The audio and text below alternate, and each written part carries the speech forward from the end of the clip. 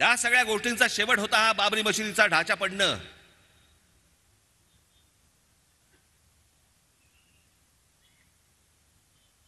पण तो ढाचा पडल्यानंतर मला कधीच वाटलं नव्हतं की या देशामध्ये राम मंदिर घडेल, बनेल.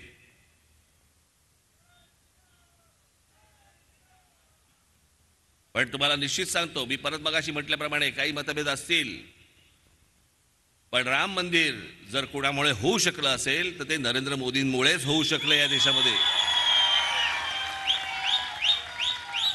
जो माझा कारसेवक त्यावेळेला गेला, मुलायम सिंग यादवच्या लोकांनी, पोलिसांनी ज्याला गोळ्या घालून ठार मारले, ज्याला कारसेवकांना, आणि त्यांची शरयू नदीमध्ये ज्याला प्रेत फेकून दिली गेली होती, माझ्या डोळ्यासमोर आजही आहे ते चित्र.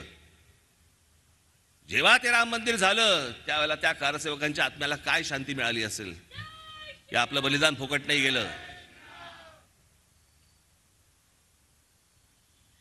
पण भावनिक विषय हे स्वतःपुरता ठेवायचे असतात.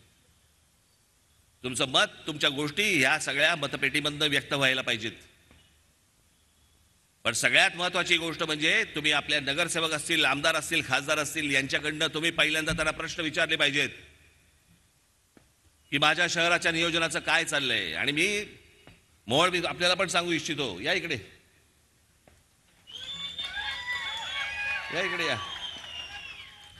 ज्या पुणे शहरातल्या लोकांकडनं अनेक तज्ञ लोक इथे राहतात, अनेक विद्वान लोक इथे राहतात, या शहराची मांडणी कशा प्रकारे झाली पाहिजे, कशा प्रकारे याला पाणी पुरवठा झाला पाहिजे, कशा प्रकारे याची आरोग्य व्यवस्था असली पाहिजे, कशा प्रकारचे इथे रस्ते, फ्लायओव्हर, ब्रिजेस हे झाले पाहिजेत, या माझ्या पुण्यामधल्या जनतेला सुखाने कसं नांदता आलं पाहिजे, घरातनं बाहेर पाऊल ठेवल्यावरती सुखा समाधानाचा श्वास घेता आला पाहिजे. मी एका चांगल्या शहरामध्ये राहतोय, हे चित्र उभं करण्याचं काम, जबाबदारी ही तुम्हा लोकांवरती आहे.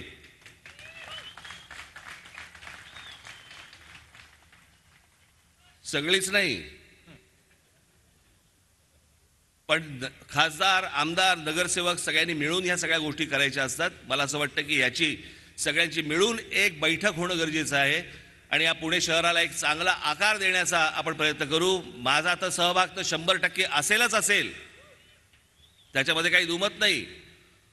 परंतु आज ह्या 18व्या लोकसभेच्या निवडणुकीला सगळेजण सामोरे जाताना जसे ते फतवे काढू शकतात, तसं जाता जाता फक्त आपल्याला एवढंच सांगतो की या माझ्या पुण्यातल्या हिंदू बांधवांनो, भगिनींनो, मातांनो, तुमचं देखील मोहोळ उठू देत आणि आमच्या मोहोळांना तुम्ही प्रचंड मताने विजयी करावं असं एक आवाहन करतो आणि आपणा सर्वांची मी रजा घेतो. धन्यवाद.